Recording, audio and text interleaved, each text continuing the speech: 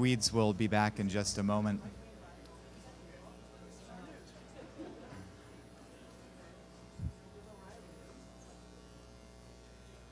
So 2 hackers were walking down the street. Work on the punchline to that for the next few minutes. He'll be back in just a moment.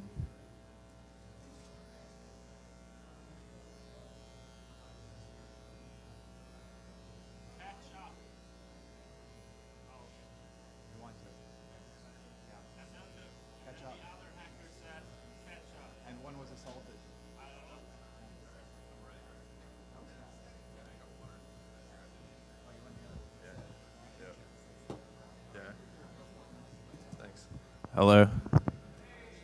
How are you? Are you having a fun time at H2K2? This is probably one of the most fun cons I've ever been to. It's been a total blast. Yeah. Has anyone gotten arrested yet? No? Oh, that's too bad. All right. I'm going to talk about some stuff. Some of you who went to PumpCon this, last year may have heard this a little bit of this talk already. So the title of the talk is Black Hat Bloc, or How I Stopped Worrying About Corporations and Learned to Love the Hacker Class War. Black hat, of course, means black hat hackers are what some people call dark side hackers, or just hackers that don't have any respect for the law or respect for the idea of security. And Black Bloc, for those of you who may not know, is like an activist attack methodology of going to protests and protecting people from police brutality and protecting your anonymity by covering up your face. It's very aggressive, and it's a somewhat effective tactic, even though sometimes there's violence, but it's usually police violence. All right, so what this talk is about is kind of looking at how hackers interact with the corporate world and government. So if we take a look at what corporations are, government, it's interesting because this year we're kind of talking about corporations at H2K2, and the last H2K people were talking about government a lot. And if you ask any random hacker here which one's worse, corporations or government, you're going to get a bunch of different answers. And so if we look at what some of the simple differences are, corporations are one of the most perfect totalitarian structures ever known in human history. There's no democratic input in a corporation from outside of the system. There's no, only internal decision making. It has a very strict hierarchy of communication, and it's very hard to get information out of a corporation. And the only sort of legitimacy isn't really a person's membership in an organization, but who has the most money, if it's a stockholder or whatever. Governments, even though they're heavily influenced by corporations, especially in the United States, they have at least some sort of democratic popular inputs for decision making. We have, to a small extent, trade unions and public interest lobbies and local elections and the big fake elections too. There's also some sort of public access to information about the government. We have the Freedom of Information Act, we have public court transcripts, and SEC filings, which help us document the corporate interface into the government world. So we can catch traces of trails of corporate activity by looking at the government's information. I think those are good things. So I think governments are better than corporations, for what it's worth. It could be a lot worse. In Switzerland, for example, there's almost a non-existent amount of legislative framework for getting any kind of information out of corporations. You can't subpoena anyone for their records. All their records are internal. There's no documents of, because Switzerland's kind of a haven for corporations. So that's the difference between corporations and government. So I'm kind of going to look at the history of hackers in the past 20 years or so. And hackers I define as people, not an abstract term of the version hacker of the word hacker, which means anyone who wants to test boundaries and exceed them and things like that. But hackers who are interested in infrastructure and hardware and software and access to information. So why do we have to deal with the corporate world if we are interested in dealing with infrastructure, hardware, software, and information? We have to deal with the corporate world because they, to a large extent, produce the infrastructure and hardware and software and information. It's in private hands. That's mostly due to the post-World War II Pentagon system, where IBM and Boeing and AT&T, these companies wouldn't really exist very long without intense public subsidy of taxes going towards what's called defense. In fact, here's an interesting number. 85% of research and development in the US electronics industry is subsidized by federal government, and the profits, of course, go to private firms. And that's not to say that we wouldn't have progress of the past 50 years without corporations. It's because the corporations in this sense aren't just the things that, they aren't really the things that are funding the development, they're really the things that are just stealing the funds and making profit off of the development. Whereas, in maybe a more enlightened country, we would all contribute money to an organization to develop the internet, and then the internet would belong to all of us because we all contributed money to it. So that's infrastructure ownership, which is kind of not really a physical thing. It's like the internet. The internet, like most other resources that can and should be public and are in some other countries, like the television and radio, these are all owned by the corporations. It's a communications commodity. So for example, 30 years of National Science Foundation funding and subsidies finally completed transition in '98 under Clinton to private hands when he gave the final bit of the internet away from the away from the U.S. government to the Global Internet Project, which is MCI, GTE, and AT&T. So that's like so we do that a lot in this country. We give away the bandwidth. Also, the Telecommunications Act gave a lot of radio bandwidth. Like I think the number is $8 billion worth of radio bandwidth to corporations instead of giving it to public broadcasting. So that's like why we have to deal with corporations for hardware ownership, infrastructure ownership. What about information ownership? Hackers are interested in information, and the intellectual property laws that dictate how we're allowed to access and utilize this information, like fair use laws and copyright laws, are greatly influenced by corporate lobbies and treaty trade groups. Treaty trade groups like circumvent democracy, and to a large extent, that's what the whole Seattle anti-globalization movement is railing against. Basically, it works like this: if a U.S. trade representative who's appointed by the president or not, and it's not an elected position. I mean, the trade representative, not the president. I don't think the president is an elected position either in this country. So if the U.S. If U.S. trade representatives, so for the World Trade Organization or whatever, if they pass a treaty like Wassenaar, Congress passes a law. When we get into a treaty like Wassenaar, all countries are obligated to pass a local version of law that upholds that treaty, which in this country is the DMCA. So that's kind of an interesting way to circumvent democracy because we don't really have any input into who. We have a very small amount of input. Maybe our congressmen can vote against it, but that's still lots of the congressmen who are subsidized by corporations who are voting for it. Also, a couple of times in Clinton and Bush, presidential fast track is this requested legislation that doesn't even require congressional approval for the United States' entrance into legally binding trade treaties. And they're legally binding because the Constitution says Congress allows you to get into, sign treaties with other countries, and they're legally bound by law, which is why UN law applies to us and things like that. So with the presidential fast track stuff that Clinton was trying to get, now Bush is trying to get, and may even get, we take even the smallest amount of democracy out of the decision-making process. So that's why we have to deal with corporations as far as information and infrastructure and hardware ownership. And then if you look at, say, software ownership, new technologies and papers come out from the research community, and that includes colleges that are funded by corporations, and some guy writes his dissertation on a new form of chip infrastructure, and Intel can come along and say, okay, we're going to implement and patent that resultant technology. So they actually own protocols and software and things like, or implementations of protocols and implementations of chip designs, things like that. So that's why we have to deal with corporations. And it's not just hackers that are interested in hardware and software and information. It's also the activist community, like environmental rights groups and local people fighting against corporate rule of their town. They're trying to get access to infrastructure and access to information. There's a really interesting camp in San Francisco, north of San Francisco, a couple weeks ago called Ruckus Camp, and it was supposed to be a technology sharing. I think they're speaking here later today. It's pretty cool. I didn't actually go, but I heard it was really cool as far as sharing information acquisition technologies or hacking technologies with activists who need to know how to use this stuff. So that's why we have to deal with corporations. So if I'm going to go back into history a little bit and talk about how we used to deal with corporations in the hacker world. And by we, I just mean people who associate themselves as hackers. First of all, we didn't pay for anything. Software, bandwidth, hardware, all that stuff is free, in the 80s, and pretty much pre-web. This is I'm talking about history as far as pre-web and post-web, by the way.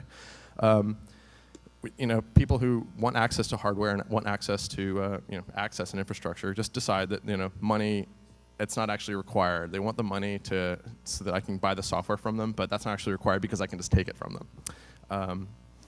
Also hardware, hackers would find and liberate hardware and get access to hardware and find out how the hardware works through reverse engineering or documentation. Hackers would also interact with, these are all things that we're asking for from the corporate world or taking from the corporate world. Hackers would also acquire bandwidth or infrastructure, meaning penetration for access, getting new information from people's networks, from corporations' networks, and of course using the infrastructure and bandwidth for social constructs like interaction with others and bragging rights. So we're using these corporate things. And then also, of course, software. It's a time-honored tradition to acquire software, acquire the source code that you probably shouldn't have according to corporations, and also intrusion of vendor development systems for the purposes of patching existing operating systems like Solaris or HPUX or Motorola or Linux or whatever. Those operating systems have all been patched because we can penetrate vendor development systems and patch their compilers and things like that. So that's kind of how hackers interact with the corporate world, pre-web. And then also what's interesting is looking at how hackers began to become aware of each other and build communities and collaborate with each other's reality. Being on these networks and meeting other hackers is a pretty exciting thing. Whenever you meet someone that's interested in what you're interested in. So we want to look at some ways that hackers have become to be aware of each other and interact with each other. So the first I kind of did this chronologically, but not really. The first way we actually interact with each other is through magazines and T-files, things like TAP and 2600, and old T-files like Anarchy Inc. and CDC, and Legion of Doom Technical Journal, and FRAC, and pretty much just go to textfiles.com and all the hacking section. All those, we're sharing information on systems, and not just sharing information on how to get into systems and how tech stuff works, but also expressing and building the hacker culture of not accepting the illegitimacy of corporate control of access. The hacker culture of not accepting the illegitimacy of corporate control of information or corporate control over public policy decision making. Those are all really important ways of interacting with each other that continue to this day. Another way we interact with each other is through BBSes and Usenet and mailing lists and voice bridges and comps. These T-files kind of lead to collaboration, people wanting to actually have real-time talking to exchanges with each other. And BBSes and Usenet mailing lists and things like that, they led to, and comps and stuff, they lead to the organization of hacker groups, which are, actual social entities. And then after that we have parties, we have face-to-face meets, things like BBS meets or demo parties or 2600 meetings or hacker parties like this one and PartyCon, HoHoCon, SummerCon, DEFCON, Galactic Hacker Party, all those things, which means that we're able to meet face-to-face, and that really improves communication and solidarity of different goals. Oh, hey, you think that way too? That's really a relief. I thought I was the only person who thought this way, kind of thing. And so then, as people can meet face to face, we start to see the forming of actual hacker groups and the various models, which can be categorized by methodology and intentions. There's hobbyist groups like the CCC. There's bandwidth and hardware co-ops like the Loft, places that need a bunch of space to hold a bunch of stuff or have bandwidth. There's physical crash pads and workspaces, and then there's also the intentions, intentions of having, owning lots of stuff or trying to help out a neighborhood or whatever. And then another methodology is virtual confederacy, the hacker groups that never really meet in person but are always online on IRC channels.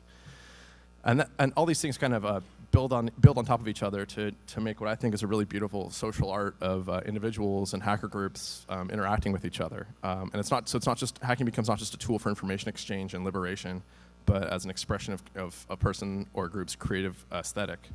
There's collaborative coding and pranks and things like that. There's lots of wonderful T-files that are just people dumping each other's mail spools and having huge fights and stuff like that. I love that stuff. It's great. It all contributes to living through a peak experience and making life very interesting, not boring. So that's kind of how the pre-web hacker world related with each other and started to grow and related to the corporate world.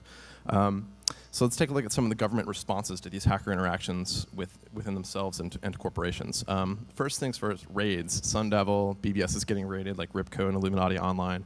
Cons getting raided, like HoHoCon, PumpCon, Pentagon 2600 meeting. or sorry, DC 2600 meeting at the Pentagon Mall or whatever. People's lives ruined, government coming in, people going to jail for sharing information based on a phone company or corporate evaluation of the private information in question, and if it's worth anything.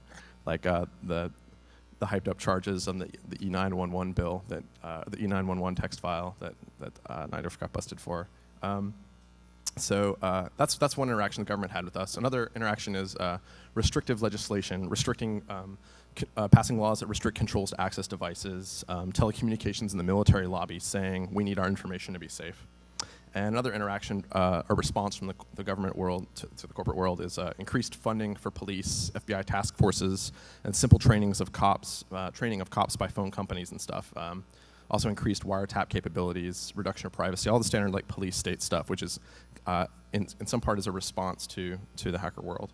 And if you look at the corporate responses to the hacker world, into hacker incursions into their legitimate domain of into their of ownership of everything ever, they increased lobbying for intellectual property legislation, and there's an interesting movement in the late 80s and early 90s of the Software Piracy Association, groups like that having monopolistic and intercompany collusion to protect themselves against profit loss.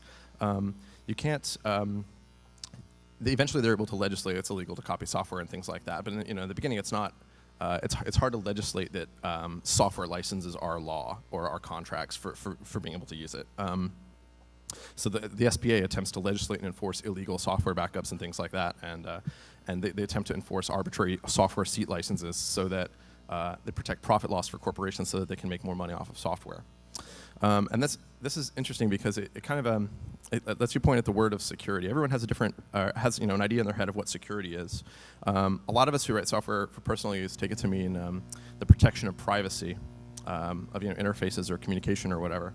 Corporations use it in the same way that Pentagon system planners from post World War II did when they said the word to use for putting taxes into the security into the defense industry is subsidy.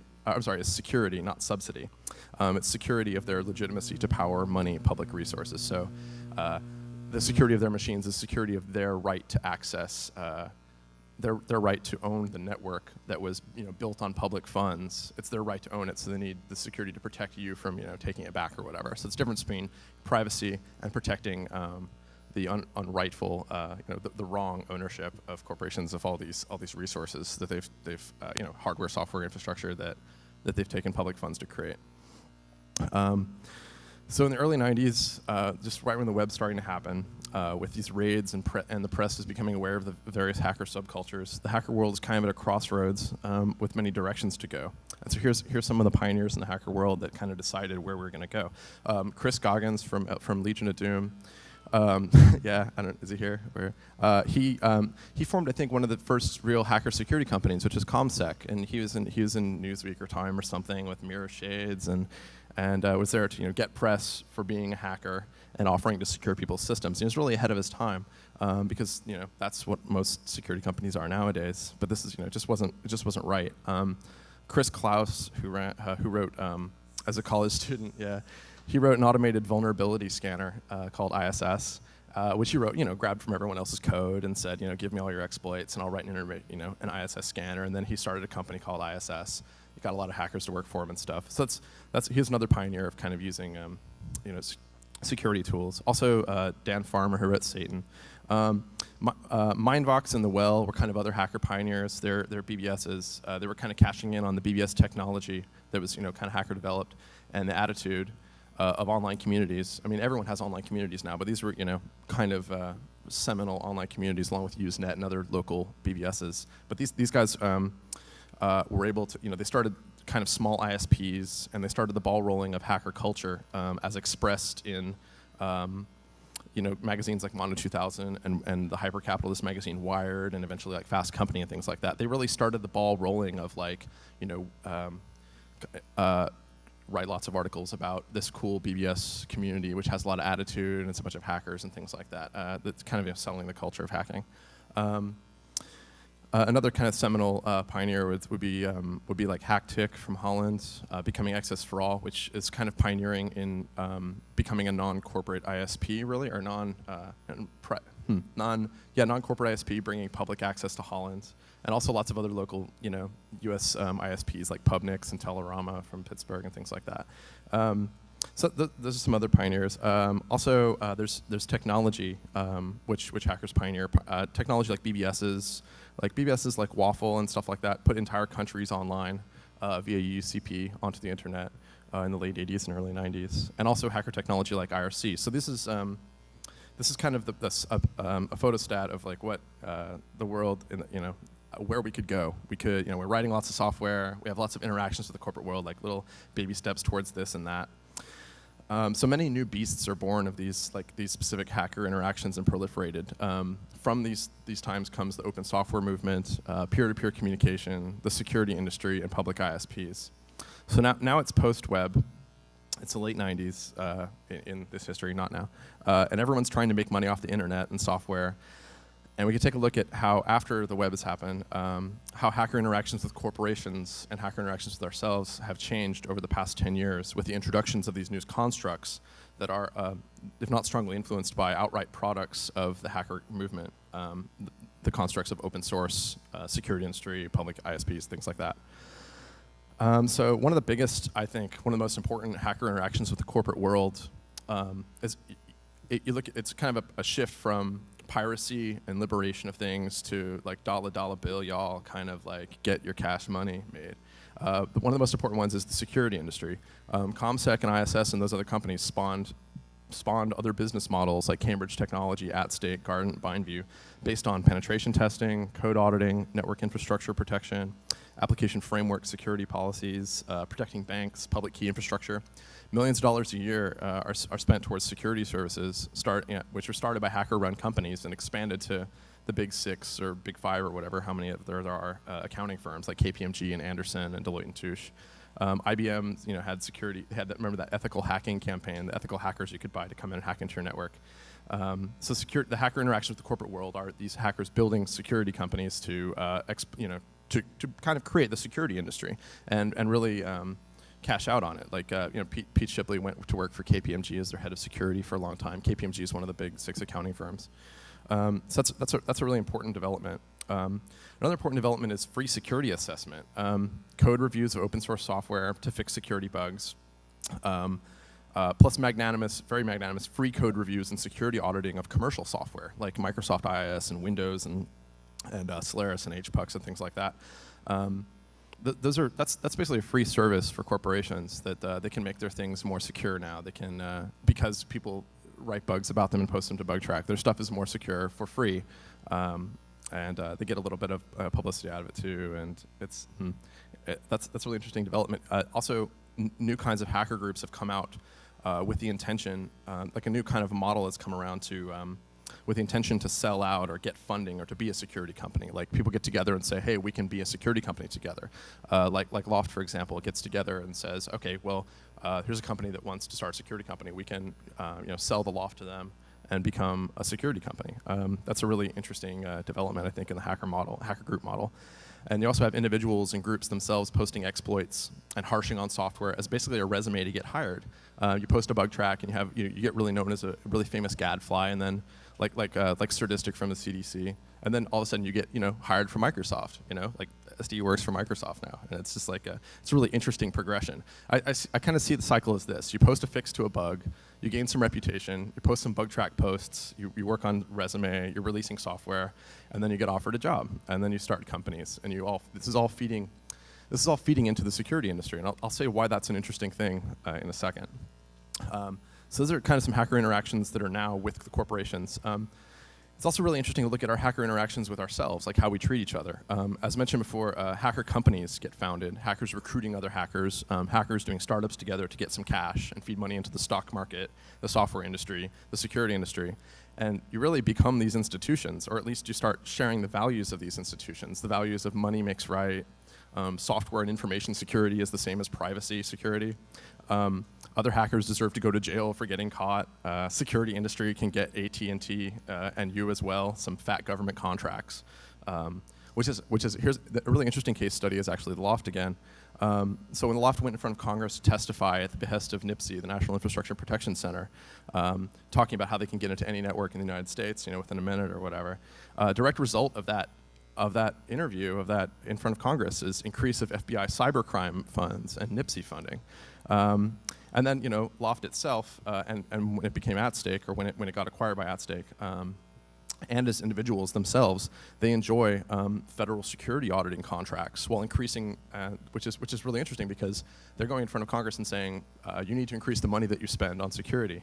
And then the government's saying, okay, that's great. By the way, here are those security contracts with all that extra money. And so that's, it kind of increases, and so they're making money, sure, but they're also increasing the reach of the police state at the expense of fellow hackers who will go to jail because of these crimes, which is it's just not a very good way. It's just weird that how if you adopt the values of this industry that's co-opting you just start treating your friends like shit. It's like, or if not your friends, but at least if not friends in person, but friends who used to share similar values with you of like playing with technology and stuff. Another hacker interaction with the rest of us is with each other is writing software with your friends to market and make a company. This has gone on for a really long time, just writing software and stuff. But kind of an interesting development is actual hacker software, like BBSes and conferencing stuff like IRC, operating systems like Red Hat and OpenBSD, and Dmitry Skylarov style hacking software. So we kind of get together to make software and then go into the market, which also kind of results in you becoming a software company and not doing the shareware, freeware thing. Another hacker interaction with the rest of the hacker world is hackers talk a lot about money now and how to make it. It was a lot more prevalent during the boom, but there was this Washington Post article about the DC 2600 meeting a couple years ago about how hackers these days don't even come to talk about technology. They talk about how to exercise their stock options and things like that. And that's a true thing. I've seen at least a couple of 2600 meetings around the United States, maybe a couple years ago. People just coming in and saying, "Yeah, I'm a hacker. I'm a Unix admin. I mostly just want to talk about how much money I've made and what it's like working in a corporate government." Which is, it's important to communicate those things, but for those people. But it's interesting that it's still the hacking culture that's gone that's grown into this. Another interesting hacker interaction with the rest of the hacker world is. The security industry has had a weird effect on the exploit scene, on the Unix exploit scene, and it's caused it to be a little bit more fragmented. The gestation time for zero-day exploits is like the amount of time it can exist in the wild before being posted to a security list, and it's been reduced. That affects the ways hackers trade information on bugs and exploits. There have been trends towards less openness because you want your exploit to still work in a couple months, and if you give it to your friend, it'll get either sold to ISS or posted to Bugtraq or whatever, because so many hackers are working for security companies and want this security reputation, so they release these bugs as their own, or they I get tons of messages every day from ISS people and things like that saying, "Do you have this exploit? Do you have this exploit?" Because they need it for their job, because they're basically selling it to ISS to build a big exploit database.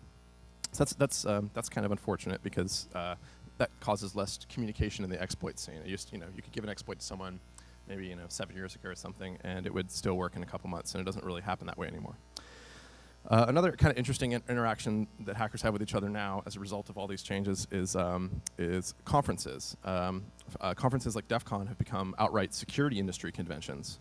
And Black Hat and DEF CON are actually a pretty interesting case because it's a two-pronged exploitation of hacker culture. On the one hand, you have Black Hat, which is sponsored by all these big friendly companies like Microsoft and stuff, and it costs $3,500 for the full track for CEOs and information security people and government military people to attend and find out why they should spend all of their money on the security industry. You learn about the latest intrusion techniques from hackers who are there to present their serious Black Hat talk that they've been working on to present at Black Hat, instead of something a little less corporate like, say, Usenix. But the money that's at Black Hat and all the attention provides legitimacy for your work, and plus you get a free ticket to go to DEF CON, so you're working on your paper for Black Hat. And coincidentally enough, when the CEOs or whatever are done at Black Hat, they get a free DEF CON badge to attend the hacker freak culture sideshow, so you can go and see the people that you're supposed to be afraid of, close and personal, and of course do lots of drugs and watch the strippers jiggle and all that other stuff. So that's the first. That's the first prong. I'm not saying New York doesn't have strippers. Oh wait, you guys don't have strippers anymore, do you? Sorry, Giuliani. Yeah. So that's the first prong of exploitation is showcase of the hacker culture to improve the security industry's bottom line. The second prong is a little bit more obvious one. It's the type of exploitation that should be clear to anybody who has ever paid $100 or $75 for a rave. It's co-opting, packing, and selling the hacker culture to the kids. You pay your entrance fee so you can come in and mill around the $20 t-shirt mall. You check out all the latest talks that are either demonstrations of corporate products or presentations by corporate hackers, people who've made hacker companies. And then you get pushed around by fuckhead security guards who are usually angry at you for being at their party. That's a really great introduction, I think, to hacker culture for a new person who's just interested in computers and comes here. It's like, welcome to your new identity. Hope you brought your wallet, because that's how you're going to be able to participate. And by the way, Jeff Moss and his friends make a shit pile of money off the whole thing. And so they all get paid, and they get to do lines of DMT off of strippers' tits, and it's a great weekend in Vegas. Don't snort DMT, by the way; it's bad for you. Which is, of course, why most people either go to Vegas because of all their friends are going to be there and avoid the con entirely, or they boycott it entirely, as a lot of people are doing this year. I heard, yeah. Except it's not even possible to. I think this year they're not allowing people who are just in town to even come into the hotel. The entire hotel's cordoned off for the con, so you can't even come in because they don't want strange people coming in and getting into their party, I guess. Yeah, so compare that to this conference. Compare that to HAL last year, which had 3,000 people, or how many ever. HAL, Hackers at Large, the big Dutch hacker conference in the middle of a couple hours outside of Amsterdam. There are no security guards there, and no serious problems. People all just chipping in and saying, oh, we're all going to get together and talk to our shit and do talks and stuff like that. It was a pretty amazing conference, and this one is too. So those are some ways we changed with this new influx of money. And so how have the corporate world and the government responded to us with these ways that we treat each other and the ways we respond to them? Well, the government response to hackers that we have now, and it's partly a response to the past 20 years of hacker culture, and it's partly just, oh, you're kidding. Wow, I'll go really fast.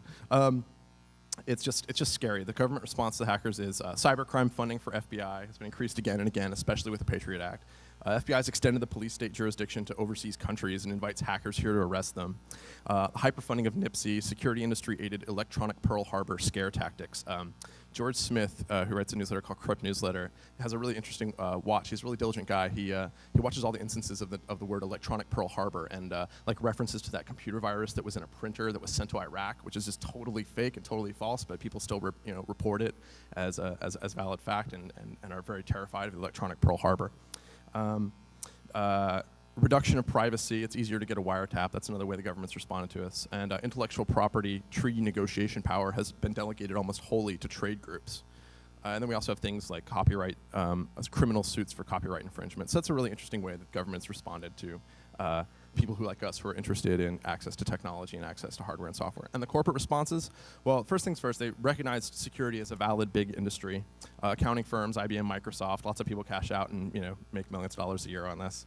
They also semi-embraced the open source world, funding important software like Red Hat, which makes some hackers very, very rich. So they can fly to cons and read Slashdot and purchase cool gadgets. But they also kind of end up adopting the values of these corporations. As mentioned above, as I mentioned earlier, yeah, it's they also get wonderful capitalist values like I'm smart so I deserve more. Other people can be taken advantage of because they're dumb and they don't know how to use computers, as opposed to fighting against the oppression and illegitimate power of corporations with their money. Also, corporations have formed international trade groups to protect their intellectual property rights outside of the democratic realm. Laws like NAFTA and groups like the WTO. Treaties like Wassenaar also, they require local laws passed under the DMCA here to restrict reverse engineering of their profit-enforcing technology. So they can't really legislate their right to profit. You can't really legislate you can't legislate that you can't fast forward through a commercial on your own custom DVD player or circumvent the regional code, but they can legislate to take away your right to figure out how they work so that you can go to jail for making your own. And also, corporations have had collusion with hardware vendors like IDE hard drive creator bits, so that it's going to be illegal in a couple of years to use an illegal hard drive on your machine because to save data on it. Also, other corporate responses to the hacker world are Sun and Digital arresting people like Mitnick for software that they now distribute for free. Like Sun distributes the source codes that Mitnick had for free now, even though he went to jail for that, for millions of dollars of damages. And also, of course, Adobe arresting people for violation of their IP. What's that? Is that a dead body?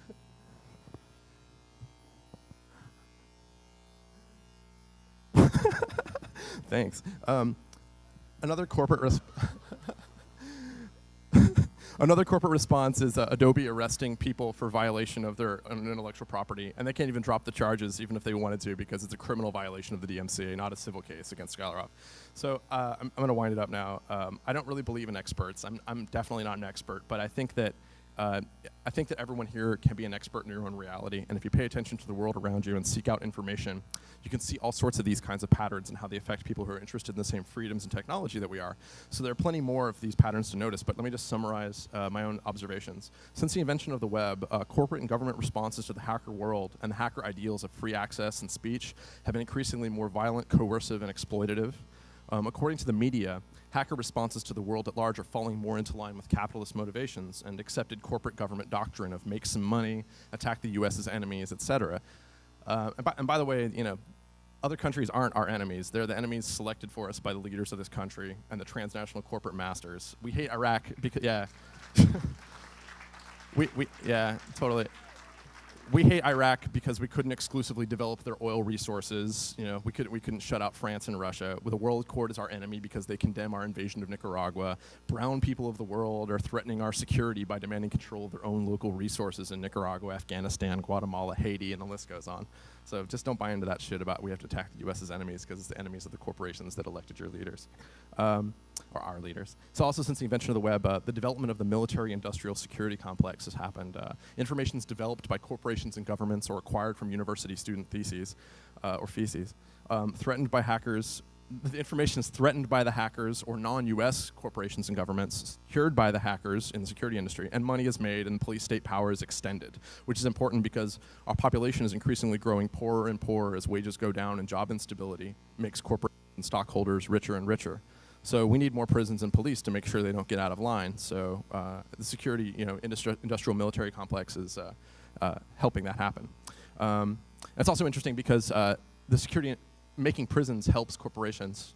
Making prisons and high-tech industry, like things to monitor people, cameras for prisons, like new high-tech state-of-the-art prisons, really also spurs along the security industry or high-tech industry. They get to make new interesting things like eyeball scanners and shit like that. So where do we go from here? This is the end of my talk. I personally, it looks pretty bleak, but I actually personally have a great deal of hope for the actions of the future. There are actively anti-corporate, pro-autonomy grassroots hacker movements all over the world. Local 2600 meetings are a really big one. There are non-DEF CON hacker conferences like this one, HAL, SummerCon. Andy Mueller-Mon is a representative on ICANN now, and that's actually really important for how we actually, having a hacker mindset in on how we actually access information. Having some input on how we actually access information around the world. And there's, of course, anti-DEF CON actions every year, so make sure you go and, like, mess up the con. So also along the hope of where do we go from here, from the ILF, the Internet Liberation Front in '95, who had a big manifesto to like get rid of the corporate control of the internet, to the post-dot-com bubble, hackers are going against corporate interests and are helping to support activist groups like Ruckus Camp and Indie Media, and they're also supporting artists and making hacking a tool of activists as well as a tool for activism as well as a tool for aesthetic expression and creativity. Technology, another reason we should have hope is technology's on our side. Reverse engineering is a reality. Profit and scarcity can only be legislated for so long. John Gilmore's What's Wrong with Copy Protection essay says that companies valuing profits over the elimination of scarcity is very, very dangerous and can't last for much longer. 3 more bullet points, I swear. We have fought for, another reason we should have hope is that we fought for our rights against those with illegitimate power for thousands of years. We no longer live under divine right monarchies. We've fought for civil rights. The past 100 years alone in this country have brought great advances. There's a 5-day work week now. There's collective bargaining. There's a franchise to vote that women have. The current state of repression that we have is a response to these great advances in liberty and autonomy. In 1962, Kennedy bombed Vietnam with no public outcry. In '82, Reagan faced huge public opposition to his Grenada invasion. And here in 2002, there are active anti-war dissent voices that the government has to respond to by hyping up security threats. And that's very hopeful. And of course, the security threats injects more money into corporations. So it's, I have a lot of hope for that, for all the increased repression. It's kind of indicative of what they're afraid of. Another thing we can do is keep attending hacker cons, fuck corporations, recognize liberty's enemies, they're ours too. Remember why you first got into technology and freedom in the first place. I was just downstairs playing ladder on a K-Pro 2 from like 1979 or whatever. That's the first computer I was ever on. It was just like such a glee for me, like remembering being a kid and playing on that. It's so much fun. Thanks a lot for whoever brought that. why you got into computers in the first place, fucking around with your friends on machines, exerting your free will, modeling a world by programming that reflects your own creative aesthetic sensibilities. Fuck the elite mentality. Just because we can all get around the laws and not get caught doesn't mean we should sit idly by while others do. An injury to one hacker is an injury to all. My final words are: ignore the laws, steal software, pirate shit, take the access back, all developed on public funds, bring it back to the public. Some things you can do: provide free technology to co-ops, learn to weld, make some fucking robots, communicate with the world, refine your worldview, make friends, don't let them force you into being alone, steal from corporations for a living, support your local communities however you can, free cell phone, free wireless, whatever, just give it to them. You can do it. Go to DEF CON, hack the shit out of it. Down with the security industry. Organization is the most important thing you can do. Talk to as many people, hack shit up, and ask yourself, if there were no computers, what would you do for a living? At the end. Thanks.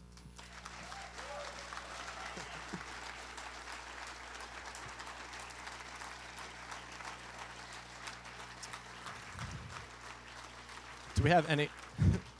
Thank you very much. It's very terrifying to be in front of you all and, of course, express these things because they aren't really expressed a lot of other places, so it's even more terrifying because you think everyone's going to throw rocks at you. Do we have any time for questions at all?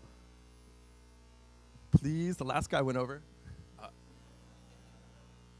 Okay, are there any questions at all? Great. Come talk to me later if you're at all interested in any of this, or you have any. Oh, are you coming up? Uh-oh. What's up? What's your name? My name is Nick. I just have a question regarding shareholders and their right to vote. Does that mean that corporations do have voting rights or not? I mean, you said that there's no one who votes for people in corporations, but actually, yeah. if you buy one share in a company, you can actually vote. Yeah, and but go and disrupt shareholders. Yeah, shareholders aren't really outside of a company though. They're just at the top. They're and a lot of shareholders are people who are on the board of directors and things like that. The people that have voting stock or the most of it or whatever. Yeah, you do have voting stock within a corporation, but I see it as inside that organization. At the very top is the people who have the money, and give that to them. Okay, thank you. Sure. Hello. Going way back. What's your name? Elliot Harold. Hey, Elliot. Hi. Going way back to the beginning of your talk, you rightly pointed out that corporations are infinitely less democratic than than almost any government. And you use that to justify that they're more dangerous than the government. But it occurs to me that the governments have powers corporations don't, such as the power to take away your liberty, your life, large armies of millions of people. Yeah. They're not quite, there's more than just the question of who runs it. Yeah, okay, so all I'm saying is that I wasn't really saying they're more dangerous. I think they're more interesting to see how we react to them because corporations don't have any democratic inputs, but governments do, even though most of the democratic input into the government right now is corporations. If everyone in this room was actually having a say in the government, we wouldn't be going out and killing brown people and things like that. But instead, it's people who lobby for senators and things like that. So, go ahead. Thanks for speaking first. Oh, awesome, thanks. What's your name? And second, Jeremy. Hey, Jeremy. I mean, you described a chain of events where people develop software, they undertake this learning of knowledge, and eventually people want this knowledge or want their software, and they pretty much sell out in out-and-out words. How would you recommend it to, I'm new to the community as well, how would you recommend people can sustain a comfortable life without selling out? It seems to be their trade-off. I just want to see your opinion on that. Thank you. Yeah, thanks. That's a really good point about how you survive in this world. Yeah, I can only take like one more question, by the way. Which one of you has a better question? So that's a really interesting point of how you survive in this world. And in San Francisco, a lot of .com people moved in who work 60-hour work weeks, and they're not unionized, so they don't really have spare time. And so when the .com crash happened, they're left on unemployment checks, but without any really community to help support them because they weren't able to only work 30 hours a week and then spend the rest of their time developing a support community, which is really important. You move away from your family into San Francisco, and especially if you're in the Silicon Valley. You're not really hanging out with a lot of people besides the people that you work with at work, and so it goes away. I guess all I can say as far as a motivation for doing things and supporting yourself is one, build support networks, concentrate on survival, share survival tactics with your friends, and remember that the motivations for being creative that you cater to, those are the ones that will propagate. And so if the only reason to make music is because you're going to become a millionaire, only people who want to become millionaires are going to make music. But if the reason to make music is so that you can get it out there and as many people as possible can listen to it and they can actually respond to you and say, wow, your aesthetic vision of the world made me think of this, then that's what's going to propagate. So I don't have any answer to that, actually. What's the last question, I guess? I mean, part of it's a statement. What's your name? Golgo 13. Oh, hey, what's up, Golgo? I didn't recognize you. I mean, one of the redeeming things is... Wait, I'm sorry, can you speak up? One of the redeeming things is a lot of the security companies that were, like, hiring hackers, have recently been, like, fucking over a lot of the hackers they have hired and said, hit the road, and a lot of people who, like, 2 years ago were talking at 2,600 meetings about, they're fucking, like, real cool stock options, have totally. shit for stock options. And, a lot of them are, do have the opportunity to go back to their roots. To like what they were doing like 10 years ago, 5 years ago, before they were, testifying before Congress or whatever. I mean, maybe some are eating dog food now, but I think so. There's a lot of good things they can do. That's a good point. If you don't have the $5,000 to buy the really nice machine again, you're a lot more likely to go steal it from another person again, or steal it from a corporation again. Not stealing from people. I don't like that. This has to be the last question, right? Right? All right, cool. What's up? Sorry, man. Come talk to me afterwards if you don't want to. And then I'll yell it really loud so the entire room can hear your question. The other guys. What's up? Okay. What's your name? Dino? Hey, Dino. Hey. Oh, I saw you yesterday, I think, maybe. Yeah. Right. Just a question. You mentioned, you alluded to this earlier. What are your thoughts on things like anti-sec? Like anti-sec? Like antisecurity.is? Yeah. Yeah, that's really interesting. I'm glad that there's finally the dialogue in the hacker world for the past couple years. Anti-sec is antisecurity.is, which is really a raging war in the hacker world of white hat versus black hat and who's posting to Bugtraq and who's not and who's selling out and things like that. I'm glad that dialogue can finally happen, and I don't think that dialogue would have happened without the busting of the .com bubble. People like Gobbles and anti-security and all these people can actually, those are really important dialogues to happen, and I'm really happy that these dialogues weren't happening a year ago, I don't think, in a public forum, and those are important things to talk about, because right now no one talks about capitalist hacking, no one talks about our motivations to cash out, no one talks about these things, and I'm really encouraged that people can talk about these things. It gives me a lot of hope. Cool. All right, well, thank you very much. Bye.